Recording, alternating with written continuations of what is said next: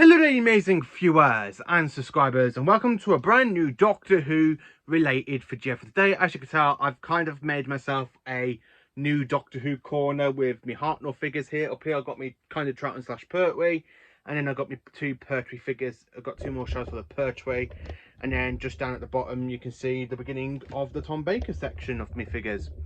So, welcome to a brand new ranking Doctor Who video. For this, I'm going to be ranking every Doctor's very first season. And of course, I kind of made the exception for the TV movie for the 8th Doctor. I know he hasn't got a full season, but he did have a story. So, I've actually included that into this list.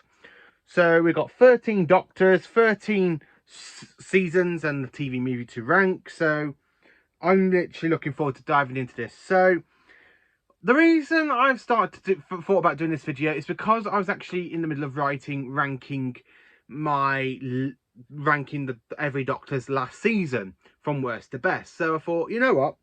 Why don't I just rank every Doctor's first seasons from worst to best?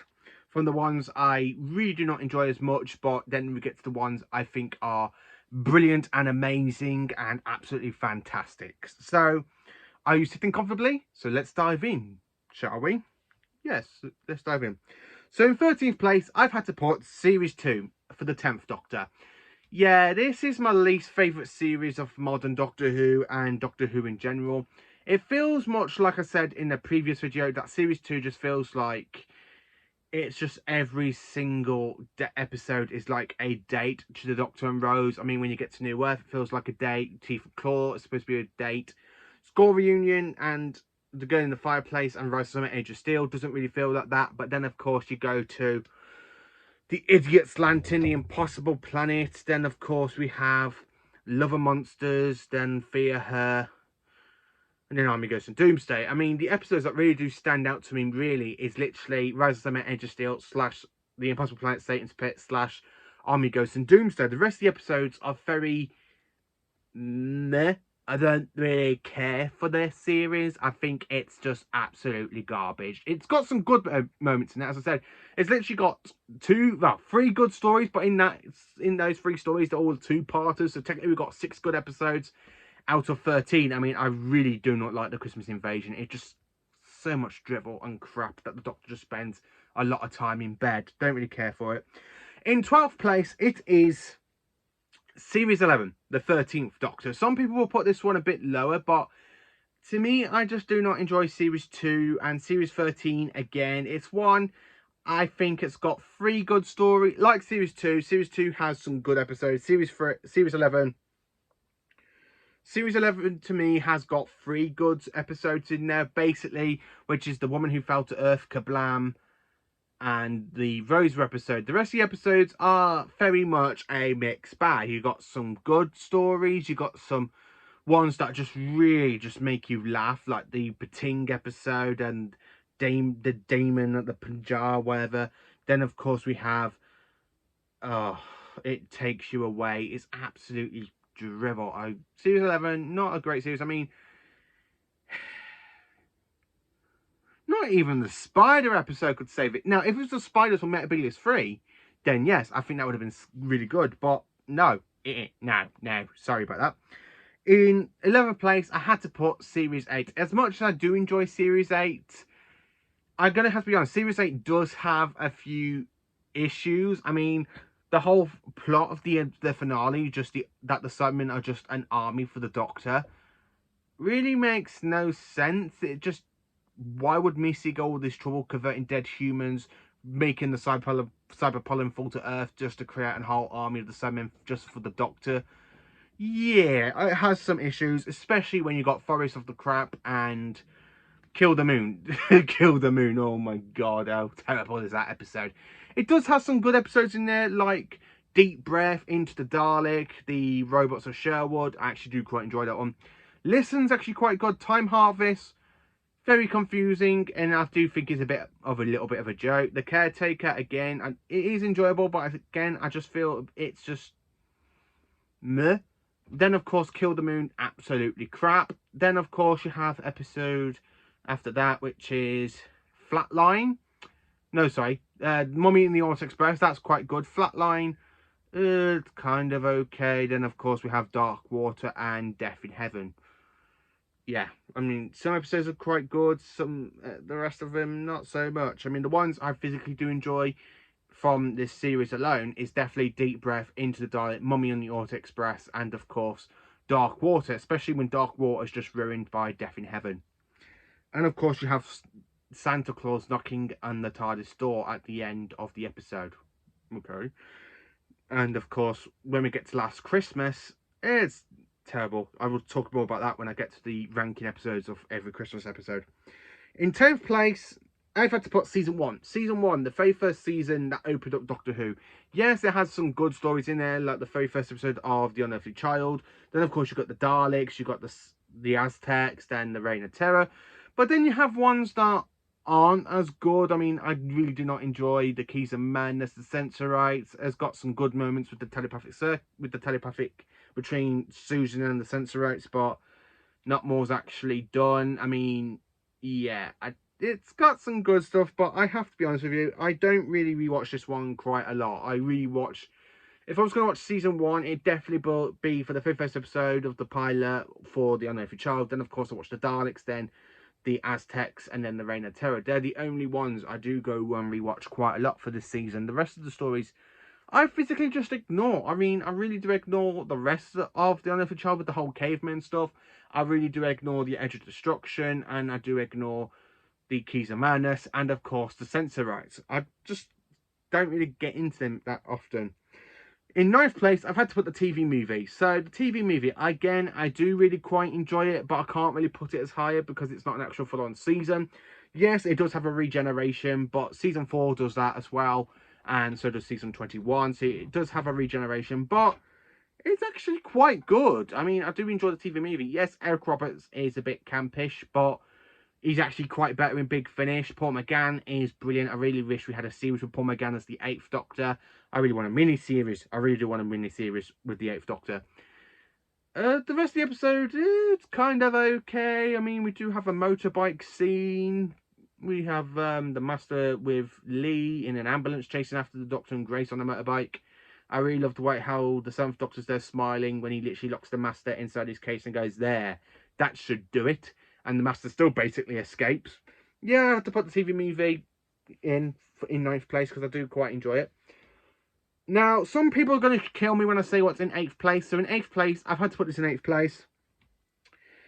It is season 24. Now, why have I put this season a bit higher? I know some people really do not like it. Season 24 isn't really as bad as the fandom says it is. Yes, we do have Time on the Rani, but there are reasons to that. And they did have struggle. They really did struggle with the script. I mean, with Colin Baker refusing to come in to do the regeneration, you know, bloody, bloody, blah. Then, of course, we do have 3 stories that are generally quite good, which is Paradise Towers, Delta and the Bowman, and Dragonfire. Again, I know another sci-fi guy doesn't really enjoy Delta and the Bowman, but it does have some good moments in there with a whole bus blowing up and the Doctor's not there to save them. But you do have 2 good stories in there, which is basically Paradise Towers and Dragonfire. I mean, Paradise Towers is where we start seeing a little bit of the chess master Doctor, especially when it comes across the guards, which is quite good.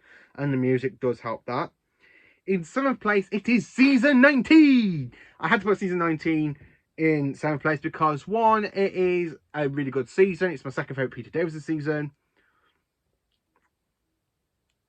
Yeah, it's my second favourite Peter Davison season. I mean, season 20 is my least favourite, but season 20 does have a few stories I do enjoy in that, like the 5 Doctors. And, of course, Maldrin Undead and well, basically the Black Garden trilogy and Snake Dance. I just really don't enjoy the King's Demons and Arc of Infinity. But the rest of the season in that one's quite good. Season 19, I've had to put this one in 7th place because it's actually quite good. Because I do like Castor Velvet. It's one of the good post-regeneration stories. Fall to Doomsday, I actually do quite enjoy that one. Kinder, not so much. Then, of course, we have The Visitation, which I think is the second best story of the season after Castor Alva. Then, of course, after that we go to Black Orchid, which I really do not care for, and I find it absolutely drivel. But at least it's 2 parts. Then, of course, we go to Earthshock, which is the 3rd best story of the season. And then, of course, we go to Time Flight. For this season, basically, out of the 7 stories, only 3 good ones I physically do enjoy, as I said, which is basically Castrovalva, The Visitation, and The Earthshock, where the rest of the stories are very hit and miss. I don't really mind them, but I don't really go back and rewatch them either. In 6th place, it is season 22. Yes, season 22. It's in the top. It's in 6th place because I couldn't actually put it in the top 5 because I really do enjoy the other seasons from each Doctor. So season 22, it is Colin Baker's first full-on season as the 6th Doctor. He says second there. It does have some good stories in there. Some of my favourite stories from Colin includes from this season, which is basically Attack of the Salmon, Attack of the Salmon, Adventures of Varos, and Revolution of the Daleks. It does have Mark of the Rani, which is my 4th favourite story of the season. And then, of course, the 2 Doctors, and it does have Time Lash. But it's actually quite an enjoyable season. Again, this season does get a lot of hatred in the fandom. I don't really get why, but I just have to say, I actually quite enjoy season 22. It's actually a decent season, and I really want people to just give it a chance.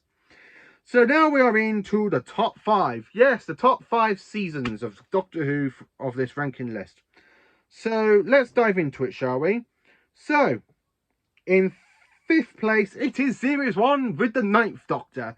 Now, you probably see Series 1 appear for the ranking every Doctor's last season from worst to best, because Series 1 is basically Eccleston's first series, and of course it's his last series. So really it's like 2 in 1, so I've had to put this one twice on 2 different lists.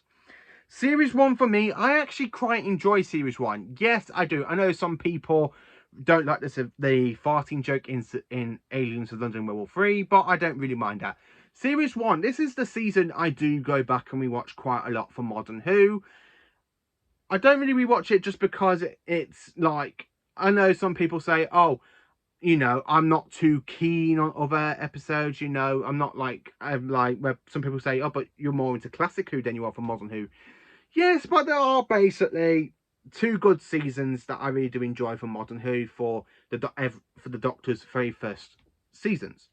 Series 1 is one of them. I really do enjoy Series 1. I think it's got some great stories. It's got Rose in there. End of the World's quite good. The Unquite Dead is absolutely fantastic and brilliant. I really do enjoy that one.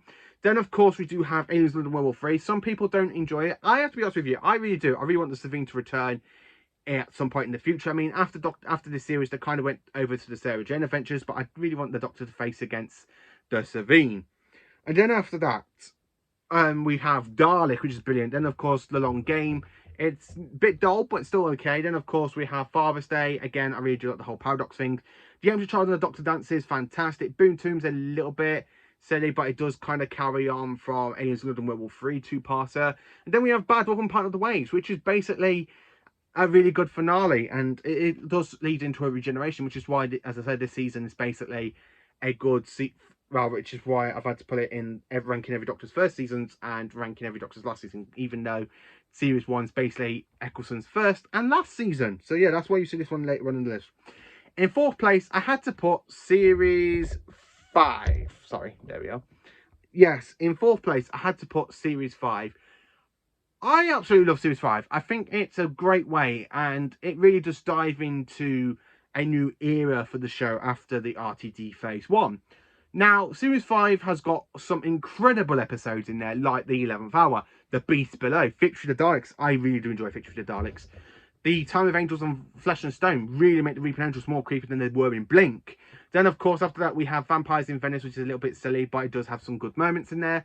Amy's Choice is a bit dull. Then, of course, after Amy's Choice, it is The Hungry Earth and Cold Blood, I think. The Silurian 2-parter. I don't really like the look of the Silurians. I prefer the classic Silurians, but it's actually quite a good 2-parter. Then after that, we have, I believe, Vincent and the Doctor.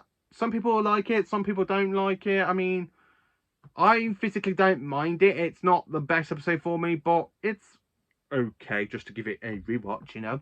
Then, of course, after that, we have, what's the next one? The Lodger. The Lodger. That's another good one. I really do enjoy The Lodger. Then, of course, we have The Pandorica Opens and The Big Bang, which is actually quite good of a finale for the 11th Doctor's first series. Quite enjoyable.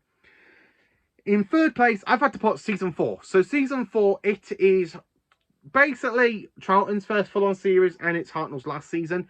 But I'm going to be 100% honest with you lot. I actually class season 3 to be Hartnell's last proper season. So when you see that list in that list of ranking at each Doctor's last season, season 3 will be actually mentioned in that list, because I do class season 4 basically a Troughton season. Season 4 is brilliant, honestly. I can't really say anything bad about season 4. It's got some good episodes in there, like Power of the Daleks, Power of the Daleks, the Moon Base. Basically, the Macro Tower is quite good, isn't it? Then, of course, we have the Evil of the Daleks. Yes, it does have 2 Hartnell stories, like the 10th Planet in there, but basically it does lead into regeneration. So, even though it does have a regeneration, I actually do class it, basically, season 4 more of a Troughton season than I do for Hartnell. So, when I do talk about season 3, I'm actually going to mention the 2 stories from season 4 in that list, just in that video, just because, you know, I really consider basically season 4 to be Troughton's very first season. I actually do quite enjoy it. And then, of course, in second place, it is season 7, Jon Pertwee's very first season. I absolutely love season 7, and for it to actually be in second place, it's actually quite good. You know, it's one of my favourites. Now, it has Spare from Space, it has Doctor and the Silurians, it has The Ambassador's Death, and then, of course, it has Inferno. The 2 stories that really stand out in this season is Spare from Space and The Inferno, because they're just absolutely fantastic stories. The other 2 ain't really so bad. I mean, I really do like Spare from Space. It's an easy 4-parter. Then, of course, you go to Doctor and the Silurians, The Ambassador's Death, and The Inferno, which are all 7 parts, which is one of the reasons why they're actually quite good and absolutely brilliant. And then, of course, number 1. So, what's in first place? Do I really have to say it? It is season 12. Season 12, it is a fantastic season. It opens up to Tom Baker's very first season. Now, it does land the 4th Doctor in the middle of a Pertwee story, but it's actually quite good. And then, of course, after that, we kind of get into a masterpiece after masterpiece after masterpiece and after masterpiece. I absolutely do love the Ark in Space. Absolutely brilliant. I really do like the Santorin Experiment. Genesis of the Daleks, 100% masterpiece. Absolutely brilliant. Revenge of the Cybermen. Some people don't like it. I flipping love it. I really think it's a good Cyberman episode. Yes, Earthshock is basically like retelling the same episode, the same story plot, but I really do like Revenge of the Cybermen, especially when it comes across the 4th Doctor. So that is me ranking every single season of the 1st Doctor. Ranking every Doctor's first season from worst to best. Let me know in the comments, what do you think of this list? Let me know. Please do like, subscribe and share, and join for more awesome Doctor Who content.